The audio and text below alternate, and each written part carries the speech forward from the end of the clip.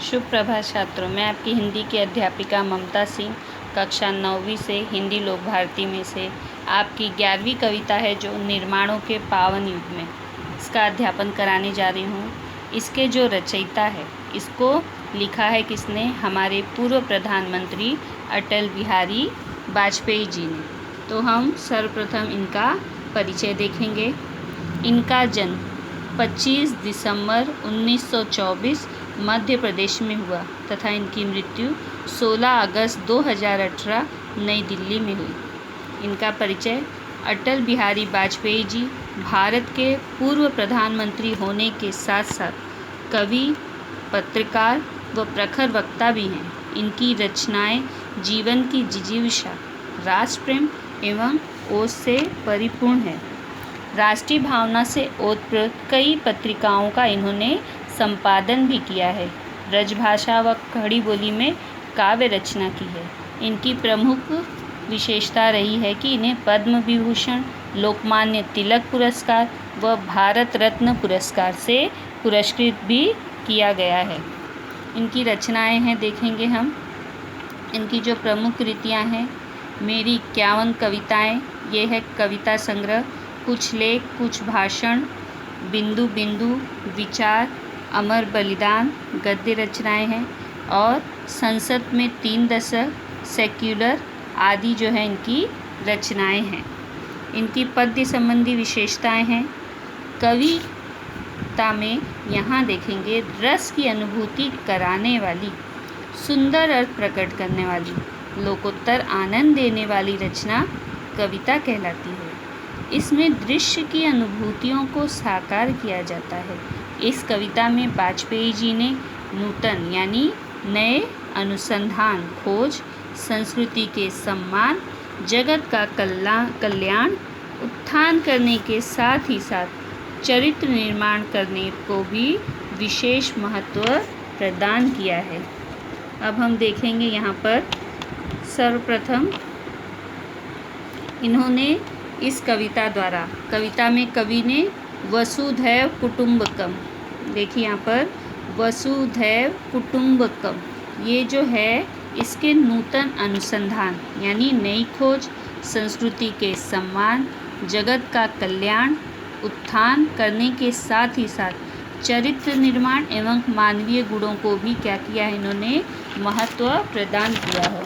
अब सर्वप्रथम हम देखेंगे कि ये वसुधैव कुटुंबकम किसे कहते हैं।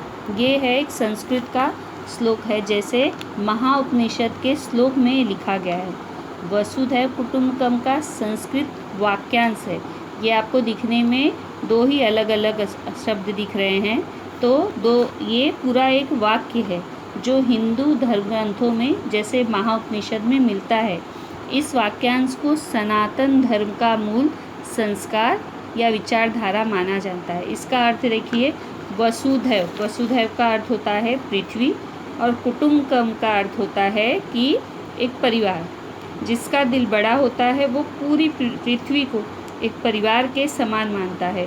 वो किसी को भी पराया नहीं मानता है, सभी को अपना मानता है। आपने अगर कभी ध्यान दिया होगा तो भारत की जो संसद का प्रवेश द्वार है, वहाँ पर भी ये वसुधैव कुटुंबकम लिखा हुआ है, अर्थात वहाँ पे भी ये लिखा हुआ आपको प्रवेश द्वार पे दिखाई देगा। ठीक है, अब हम यहाँ पे देखेंगे पहला जो है पंक्ति है इसकी। ठीक है, इस कविता द्वारा वाजपेयी जी हमें क्या संदेश देना चाहते हैं वो हम देखेंगे। निर्माणों के पावन युग में, निर्माणों के पावन युग में हम चरित्र निर्माण न भूलें। स्वार्थ साधना की आंधी में, स्वार्थ साधना की आंधी में वसुधा का कल्याण न भूलें। यहाँ पे देखिए, निर्माणों के पावन युग में, पावन का अर्थ क्या होता है? पवित्र। ठीक है, पवित्र युग में, युग यानी समय। ठीक है, और यहाँ पर स्वार्थ साधना की आंधी, आंधी का अर्थ हुआ तूफान, वसुधा अर्थात पृथ्वी, कल्याण यानी भलाई। ठीक है, यहाँ पे हम कहना चाहते हैं बिहारी जी, अटल बिहारी वाजपेयी जी कह रहे हैं कि ये जो युग है, ये जो समय है वो कैसा है? पवित्र है। निर्माणों के पावन युग में अतः ये जो समय है ये कैसा है, पवित्र है। पर निर्माणों के साथ साथ चरित्र निर्माण को भी क्या है, हमको भूलना नहीं है। भले आप कितने भी आविष्कार लो, नए नए खोज कर लो, अनुसंधान कर लो, लेकिन जब तक आपका चरित्र है उज्जवल नहीं है, चरित्र आपका अच्छा नहीं है, तो ये सब क्या है, व्यर्थ है। हमें इस बात को ध्यान में रखना होगा। निर्माणों के सामने हमें, निर्माणों के पावन युग में, यानी जो आविष्कार हुए हैं ऐसे युग में, हमें चरित्र निर्माण पर भी ध्यान देना होगा, इसको भी ध्यान में रखना होगा। स्वार्थ साधना की आंधी में वसुधा अर्थात पृथ्वी का कल्याण करना न भूलें। निर्माणों के सामने हमें चरित्र निर्माण की बात भुलानी नहीं चाहिए। हर ओर लोग, चारों तरफ आप देखो, लोग अपने ही स्वार्थ को पूरा करने में लगे हुए हैं। कवि कहते हैं कि अपनी हित साधना, अपना अच्छा सोचना कोई गलत बात नहीं है, अच्छी बात है, लेकिन अपने स्वार्थ को पूरा करते करते हम दूसरों का बुरा न करें, अर्थात दूसरों के बारे में भी हमें अच्छा सोचना चाहिए, उनके कल्याण के लिए भी हमें कार्य करना चाहिए, उनके कल्याण की बात को हमें भूलना नहीं चाहिए। आइए अब यहाँ दूसरी पंक्ति देखेंगे। माना अगम अगाध सिंधु है, माना अगम अगाध सिंधु है, संघर्षों का पार नहीं है। अगम, अगम यानी बहुत बड़ा, अगाध यानी अथाह, बहुत बड़ा और विशाल, सिंधु अर्थात सागर, सिंधु अर्थात सागर। संघर्ष यानी जो आने वाले जीवन में कठिनाइयाँ हैं उसका कोई अंत नहीं है। जिस तरह से पानी, जो समुद्र का पानी होता है, दिखाई देता है, वो उसका कोई अंत नहीं दिखाई देता है, ऐसा लगता है कि इसका कोई छोर किनारा नहीं दिखता है। उसी प्रकार से हमारे जीवन में भी जो समस्याएं आती है उसका कोई अंत नहीं है कि ये आने वाली समस्या, कठिनाई आखिरी है, इसके बाद हमें किसी समस्या का सामना नहीं करना है, ऐसा कोई भी हमें नहीं कह सकता है। ठीक है, किस प्रकार, जिस प्रकार सागर का किनारा अंत हमें दिखाई नहीं देता है, वो उसी प्रकार से मनुष्य के जीवन में जो संघर्ष आते हैं उसका भी कोई अंत दिखाई नहीं देता है। किंतु डूबना मझधारों में साहस को स्वीकार नहीं। भले आपको जीवन में अनेक संघर्ष आए, बहुत ही मुश्किल आए, लेकिन जो साहसी व्यक्ति होता है, मझधार यानी क्या, जो बीच में ही, मझधारों में कितने भी कठिन समस्याएं, मझधार जैसे आप नाव से जा रहे हो तो एक किनारे आपको पहुंचना है, लेकिन आपकी नाव बीच में ही है तो उसको मझधार बोलते हैं। कोई किनारे नहीं, जैसे पानी के बीचों बीच में, उसको कहते हैं लहरों के बीचों बीच में, उसको कहते हैं मझधार। तो आपके जीवन में जो समस्याएं आई हैं, संघर्ष आए हैं, उसका कोई अंत नहीं है, तो आप उस समस्या को क्या बीच में छोड़ दोगे? नहीं, आप उसको क्या करोगे?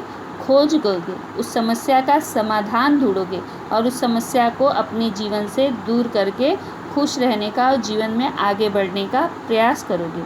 किंतु डूबना मझधारों में साहस को, साहस यानी ऐसा जो वीर व्यक्ति होगा, बहादुर होगा, साहसी होगा, हिम्मती होगा, ऐसा व्यक्ति जो होगा वो डूबने के बजाय क्या करेगा? अर्थात समस्या का समाधान ढूंढने का प्रयास करेगा।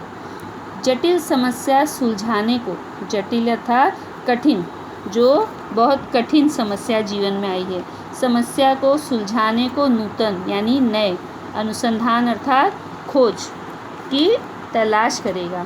जो साहसी हिम्मती व्यक्ति है, समस्या को देखकर रोने, डरने, हिम्मत हारने के बजाय वो क्या करेंगे? उस समस्या का डटकर सामना करेंगे और अपनी समस्या को सुलझाने का प्रयास करेंगे। निर्माणों के पावन युग में हम चरित्र निर्माण न भूलें, स्वार्थ साधना की आंधी में वसुधा का कल्याण न भूलें। अर्थात निर्माणों के इस पावन युग में जहाँ पे नए नए आविष्कार हो रहे हैं, नई खोजें हो रही है, सबसे महत्वपूर्ण व्यक्ति का चरित्र है। अगर उसका चरित्र ही अच्छा नहीं होगा तो इन नए आविष्कारों का, नई खोजों का वो फ़ायदा नहीं उठा पाएगा, सब व्यर्थ है। और इसके आविष्कार और खोज के साथ ही मनुष्य को स्वार्थ, केवल अपना स्वार्थ नहीं देखना है, इस समस्त संसार का।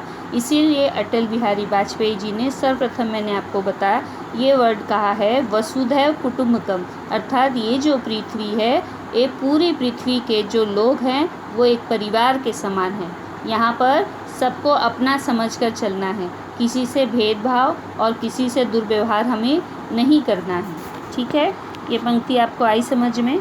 अभी हम अगली पंक्ति की ओर चलते हैं। ये देखिए, शील विनय आदर्श, शील विनय आदर्श, श्रेष्ठता तार बिना झंकार नहीं। शिक्षा क्या स्वर साध सकेगी, शिक्षा क्या स्वर साध सकेगी यदि नैतिक आधार नहीं। कीर्ति कौमुदी की गरिमा में, कीर्ति कौमुदी की गरिमा में संस्कृति का सम्मान न भूले। यहाँ देखिए, शील का अर्थ होता है कि शील का अर्थ आपका हो गया यहाँ पर कि अच्छा चरित्र जो होता है, चरित्र कैसा है, अच्छा है। विनय अर्थात नम्र हो, ये शील मतलब अच्छा चरित्र वाला व्यक्ति, विनय अर्थात नम्र स्वभाव का, आदर्श यानी उसके कार्य ऐसे हो कि लोग उसे अपनाएं। ठीक है, शील विनय आदर्श, श्रेष्ठता तार बिना झंकार नहीं। शिक्षा क्या स्वर साध सकेगी यदि नैतिक आधार नहीं। कीर्ति कौमुदी की गरिमा में संस्कृति का सम्मान न भूलें। कीर्ति अर्थात क्या है यहाँ पर, कीर्ति जो प्रसिद्धि होती है, किसको प्राप्ति होती है, यश की प्रसिद्धि होती है। कौमुदी अर्थात चांदनी। ठीक है, गौरव, गरिमा अर्थात गौरव, गौरव उसका महत्व। तो यहाँ पर कह रहे हैं वाजपेयी जी कि जिस प्रकार तार के बिना झंकार यानी उसका स्वर जो है सुनाई नहीं देता है, जिस प्रकार तार के बिना झनकार सुनाई नहीं देती, उसी प्रकार ये तीनों गुण शील, विनय और आदर्श, श्रेष्ठता के बिना मनुष्य का चरित्र उज्ज्वल नहीं बन सकता है।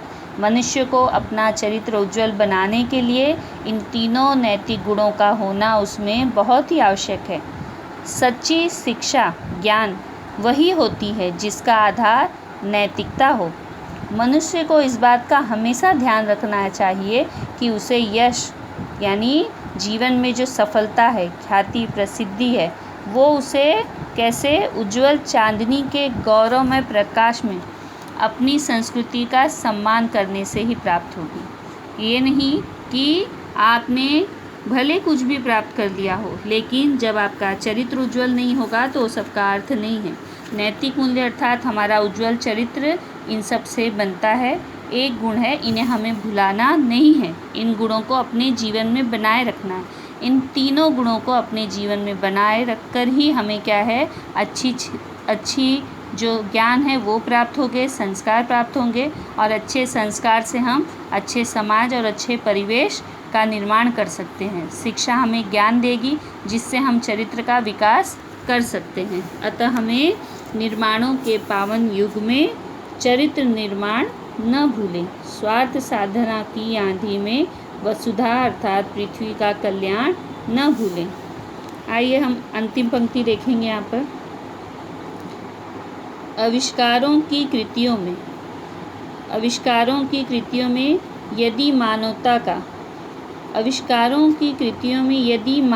का प्यार नहीं है, सृजनहीन विज्ञान व्यर्थ है, प्राणी का उपकार नहीं है। भौतिकता के उत्थानों में जीवन का उत्थान न भूलें। आविष्कारों की कृतियों में यदि मानव का प्यार नहीं है, सृजनहीन विज्ञान व्यर्थ है, प्राणी का उपकार नहीं है। भौतिकता के उत्थानों में जीवन का उत्थान न भूलें। यहाँ पे कह रहे हैं, देखिए कि यह भौतिकता अर्थात जो सांसारिक सुख होते हैं जो हमें प्राप्त होते हैं, भौतिकता का उत्थान अर्थात उन्नति, आगे बढ़ने का। सृजनहीन यानी निर्माणहीन जो विज्ञान है। आविष्कार अर्थात नए नए खोज। ठीक है, यहाँ पे वाजपेयी जी इसके माध्यम से कहना चाह रहे हैं कि भले ही मनुष्य नए नए आविष्कार कर रहा हो, आविष्कारों की कृतियों में भले नए नए आविष्कार कर रहा हो, पर यदि उसमें मानवता की भावना नहीं है, मानवता अर्थात शांति की भावना नहीं, दूसरे की भलाई कल्याण की भावना नहीं है, तो प्राणी मात्र पर उपकार करने की भावना नहीं है, तो तो ये जो आविष्कार है सृजनहीन है। सृजनहीन विज्ञान यानी जो आविष्कार किए गए हैं वो सारे क्या है, व्यर्थ है। क्यों? क्योंकि उसमें मानव के कल्याण की बात नहीं है, उसमें केवल उसका स्वार्थ है, केवल उस व्यक्ति का अपने भलाई के बारे में है। तो ऐसे जो आविष्कार और खोज है वो क्या है, व्यर्थ है, बेकार है। जीवन की उन्नति तभी संभव है जब मनुष्य के हृदय में प्रेम, मानवता, नैतिकता व शांति का सृजन हो पाए। भौतिकता के उत्थानों में जीवन का उत्थान न भूले। भले भौतिक कितने भी सुख सुविधाएं आपने उपलब्ध कर दी हो, उसके विकास यानी उत्थानों में आपने प्राप्त कर लिया हो, विकास कर लिया हो, आपने भौतिक सुख सुविधाएं पा ली, लेकिन अगर आपने मानव का कल्याण न करके केवल अपने स्वार्थ, अपने हित को साधा, तो ये एकदम गलत है। और हृदय में क्या होना चाहिए, प्रत्येक व्यक्ति के दूसरों के लिए प्रेम, मानवता व शांति का क्या होना चाहिए, प्रसार करना चाहिए। हमें अपनी स्वार्थ साधना की आंधी में संसार के कल्याण की बात को नहीं भूलना चाहिए। यहाँ पे अटल बिहारी वाजपेयी जी कह रहे हैं कि मनुष्य नए आविष्कार करे, उससे उन्हें कोई ऐतराज़ नहीं है, बहुत अच्छी बात है, लेकिन उस आविष्कार के साथ ही उसको चारित्रिक विशेषताओं की ओर भी ध्यान देना आवश्यक है। जब तक मनुष्य चारित्रिक विशेषताओं के ऊपर ध्यान न देकर अपने जो अंदर है उसको विकसित नहीं करेगा, नैतिक गुणों को नहीं अपनाएगा, तो ये सारे जो आविष्कार है वो क्या है, व्यर्थ हैं। अतः इस कविता द्वारा हमें ये प्रेरणा मिलती है कि व्यक्ति का चरित्र संपन्न एवं समृद्ध होना चाहिए। स्वयं का चरित्र उज्जवल बनाने के लिए व्यक्ति को मानवीय गुणों को अपनाना चाहिए। स्वार्थ भाव को त्याग कर व्यक्ति को निस्वार्थ भाव से दूसरों की क्या करनी चाहिए, सेवा करनी चाहिए। नए नए खोजों में व्यस्त रहकर व्यक्ति को अपनी संस्कृति का भी सम्मान करना चाहिए। वाजपेयी जी ने हमें इस कविता के माध्यम से इस वैज्ञानिक युग में नए आविष्कारों के साथ ही नैतिक गुणों को भी अपनाने के लिए प्रेरित किया है। कई बार ऐसा होता है, कुछ ऐसी चीज़ें हैं जो हमारे साथ कुछ समय रहती है, लेकिन जो ये हमारा चारित्रिक व्यवहार होता है, जो नैतिक हमारे गुण होते हैं, वो हमारे साथ भी होती है और हमारे चले जाने के बाद अर्थात मृत्यु हो जाने के बाद भी लोग हमें हमारे गुणों से ही याद करते हैं। तो मनुष्य को इस बात को ध्यान में रखना चाहिए कि जो हमारे गुण हैं वो हमारे साथ भी रहते हैं और हमारे जाने के बाद भी रहते हैं। उससे अपना ही विकास करते हैं और हम लोगों को भी मदद मिलती है हमारे द्वारा और हमारे व्यवहार अच्छे बनते हैं, लोग हमारी सहायता करते हैं, हम भी लोगों की सहायता करते हैं। नए आविष्कार के साथ हमें अपने चारित्रिक विशेषता की ओर भी ध्यान देना होगा ताकि हमारे गुण अच्छे हो, ताकि हमारे लोगों से संबंध अच्छे हो और लोगों को भी हमारी अच्छाई का फ़ायदा हो, हमको भी उनके मदद मिल सके। इस बात को ध्यान में रखना चाहिए। निर्माणों के पावन युग में अटल बिहारी वाजपेयी जी ने हमें संदेश दिया है कि मनुष्य को अपने स्वार्थ में अंधा नहीं होना चाहिए। इस वैज्ञानिक युग में आविष्कार करने के साथ ही अपने चारित्रिक गुणों पर भी ध्यान देना चाहिए। ठीक है, और यहाँ पर ये आप लोगों को कविता समझ में आई, ये प्रश्न उत्तर दिया हुआ है, आप लोग देखोगे। अगर आपको इसमें कोई भी समस्या हो तो आप मुझे कमेंट द्वारा या तो मैसेज द्वारा पूछ सकते हैं।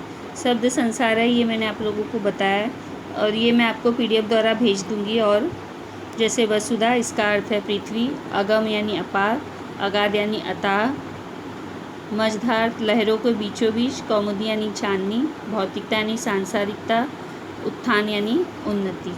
ठीक है, ये जो प्रश्न उत्तर है ये सब मैं आपको PDF द्वारा भेज दूँगी, आप लोग लिखकर मुझे मैसेज करेंगे। इस पाठ से, इस कविता से आपको कोई भी समस्या है, कोई तकलीफ़ है, कुछ समझ में नहीं आया या कुछ और पूछना है तो आप लोग मुझे मैसेज द्वारा पूछ सकते हैं।